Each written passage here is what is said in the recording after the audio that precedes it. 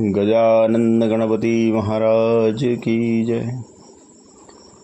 गजाननं भूतगणादिसेवितं कपित्तजम्बूफलचारुभक्षणम् उमासुतं शोकविनाशकारकं नमामि विघ्नेश्वरपादपङ्कजम्।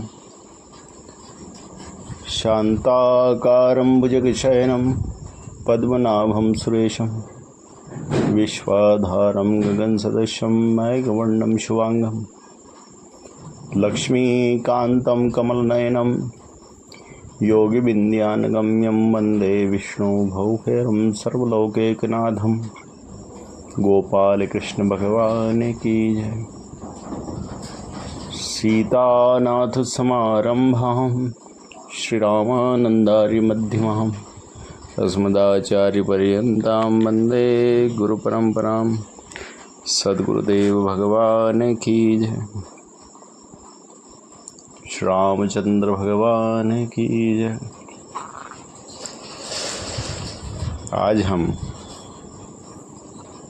अपरा एकादशी की कथा कहने जा रहे हैं, जो कि ज्येष्ठ मास के कृष्ण पक्ष की एकादशी की कथा है। अपरा एकादशी को अचला एकादशी भी कहा जाता है।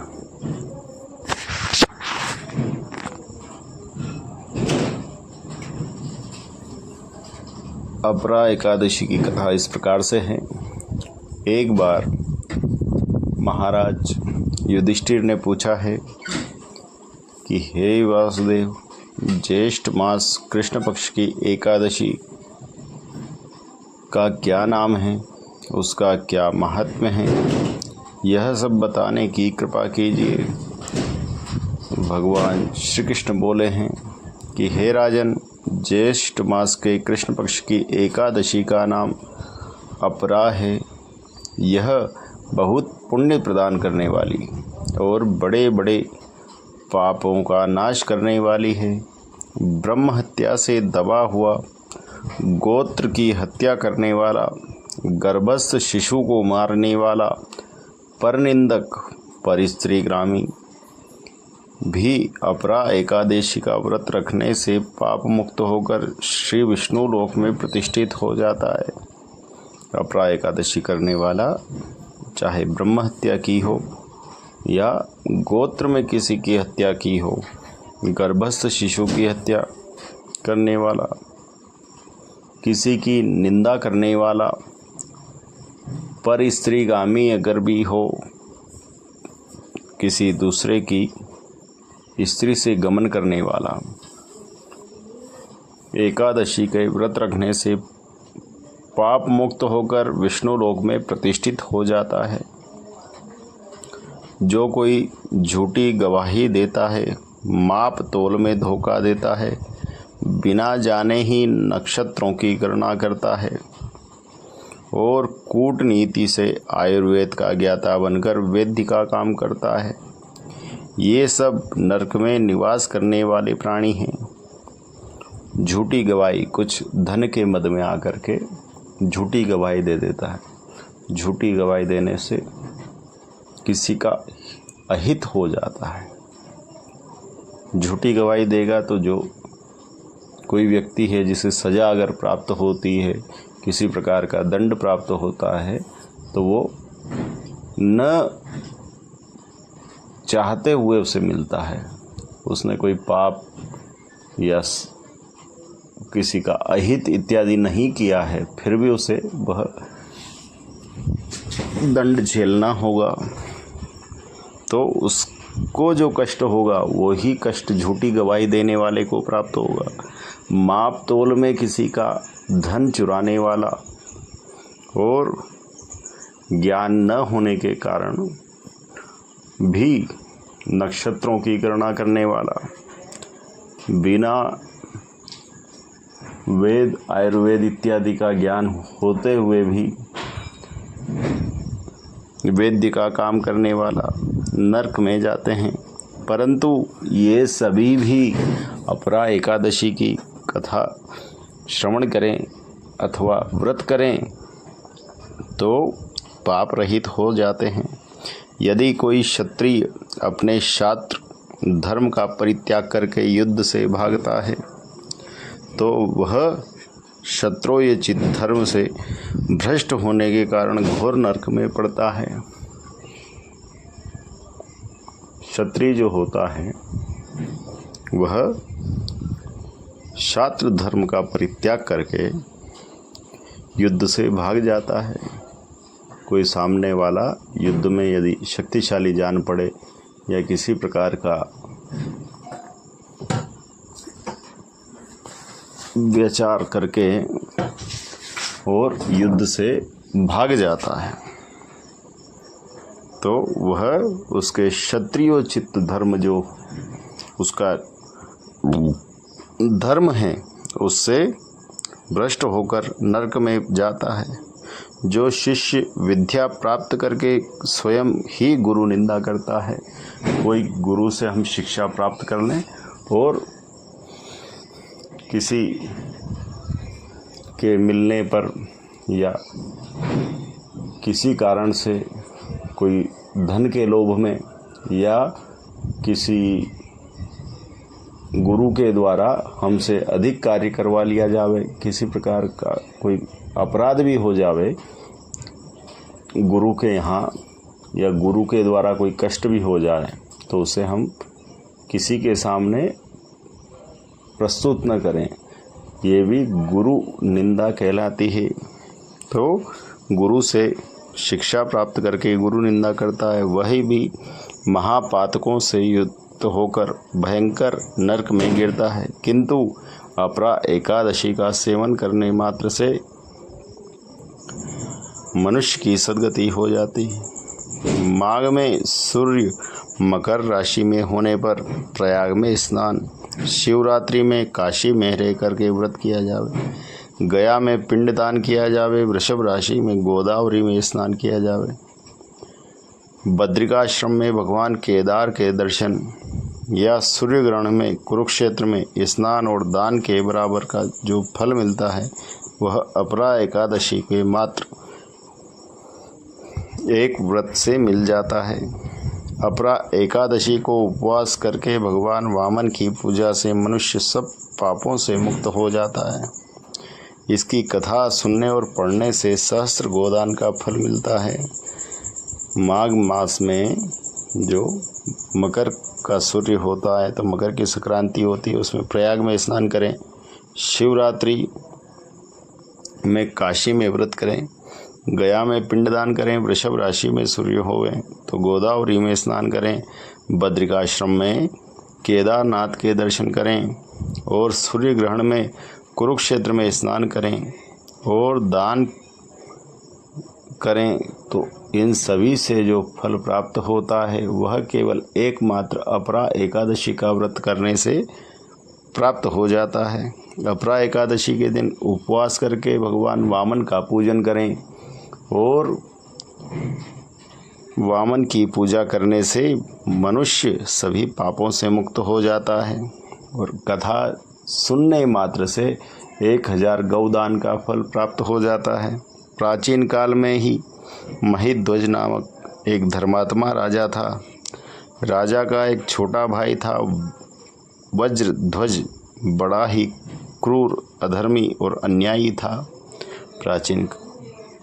प्राचीन काल में महिध्वज नाम का एक धर्मात्मा राजा था। राजा का छोटा भाई वज्रध्वज था, वह बड़ा ही क्रूर था, अधर्मी था और अन्याय करने वाला था। वह अपने बड़े भाई से द्वेष रखता था।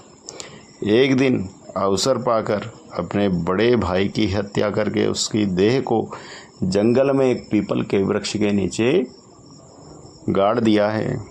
वज्रध्वज जो था वह बड़ा अधर्मी था, तो उसने एक दिवस में क्या किया है कि बड़े भाई महिध्वज को मार दिया है और मार करके पीपल के वृक्ष के नीचे गाड़ दिया है। अकाल मृत्यु होने के कारण राजा की आत्मा प्रेत बनकर पीपल में रहने लगी है। अब वह राजा अकाल मृत्यु को प्राप्त हुआ। तो वह प्रेत बन गया है और प्रेत आत्मा पीपल पे रहने लगी है। मार्ग से गुजरने वाले हर व्यक्ति को आत्मा परेशान करती थी। एक दिन धौम्य नाम के ऋषि उधर से गुजर रहे थे। उन्होंने प्रेत को देखा और अपने तपोबल से उसके प्रेत बनने का कारण जाना है। उन्होंने कारण जाना है कि यह प्रेत कैसे बना है। धौम्य नाम के ऋषि ने पीपल के पेड़ से राजा की प्रेत आत्मा को नीचे उतारा और परलोक विद्या का उपदेश दिया है। राजा को प्रेत योनि से मुक्ति दिलाने के लिए ऋषि ने स्वयं अपरा एकादशी का व्रत रखा है। प्रेत आत्मा तो है, व्रत नहीं रख सकती है। तो धौम्य नाम के जो ऋषि थे उन्होंने उस प्रेत के निमित्त एकादशी का व्रत रखा है। द्वादशी के दिन व्रत पूरा होने पर व्रत का समस्त पुण्य जो है प्रेत के नाम दे दिया है कि यह जो मैंने एकादशी का व्रत किया है वह महीध्वज नाम का जो राजा है, वर्तमान में प्रेत है, उस प्रेत को मिल जावे। ऐसा सारा पुण्य उस प्रेत के निमित्त दे दिया है। इस पुण्य के प्रभाव से राजा की प्रेत योनि से मुक्ति हो गई है। वह ऋषि को धन्यवाद देता हुआ दिव्य देह धारण करके पुष्पक विमान में बैठ करके स्वर्ग को चला गया है। ऐसा व्रत है जो केवल कथा श्रवण मात्र से 1000 गौ दान के बराबर पुण्य फल दे देते। तो यदि किसी को कष्ट हो तो हम उसके निमित्त भी इस व्रत को कर सकते हैं, जैसा धौम्य नाम के ऋषि ने किया है। प्रेत को मुक्ति हो गई है। ऐसी कथा जो सुनने से हमें पुण्य प्रदान करा देती है, तो उस कथा के अनुसार हमें यदि व्रत रखा जावे तो उसका क्या फल होगा, यह सब आप जानते ही होंगे।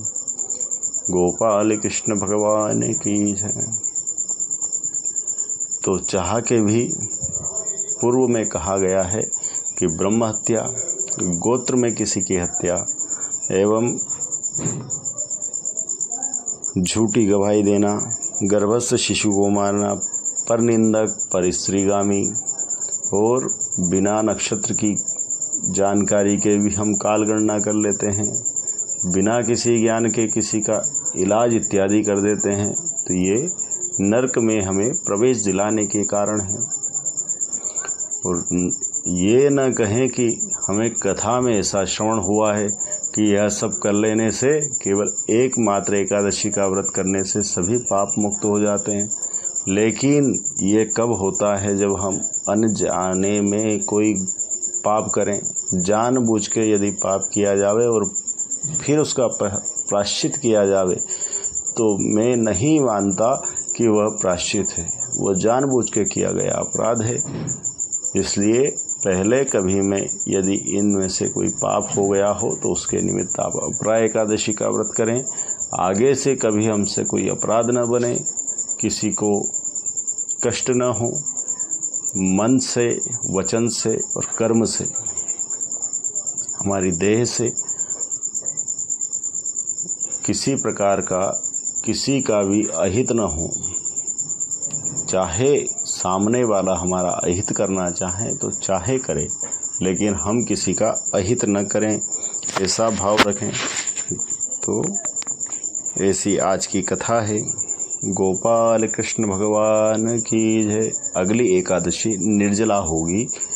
वैसे तो सभी एकादशी निर्जल रखनी चाहिए, लेकिन ज्येष्ठ मास वर्तमान में गर्मी का बड़ा प्रकोप है, तो आप ये एकादशी सजल कर सकते हैं। सजल न हो, पेय आहार ले सकते हैं, दुग्धाहार। दुग्धाहार से भी यदि शरीर न हो तो फल का आहार ले सकते हैं, लेकिन इससे अधिक होना फिर एकादशी न होने के बराबर है। एकादशी का सीधा सीधा, एकादशी का नहीं, किसी भी व्रत का ये भोजन का या प्रसाद का एक दशांश होता है। जो भोजन में, एक दिन के भोजन में जो हमारा खर्च होता है यदि मान लिया जावे कि 100 रुपये एक समय के भोजन में हमारे खर्च होते हैं, तो व्रत उपवास के दिवस में 10 रुपये मतलब दशांश खर्च हो तब जा कर के वह व्रत है, अन्यथा वह नित्य व्रती से भी अधिक खाना हो जाता है। इसलिए विशेष ध्यान रखें। सादर जय श्री कृष्णा, श्री सीताराम, सद्गुरुदेव भगवान की जय, गोपाल कृष्ण भगवान की जय, रामचंद्र भगवान की जय।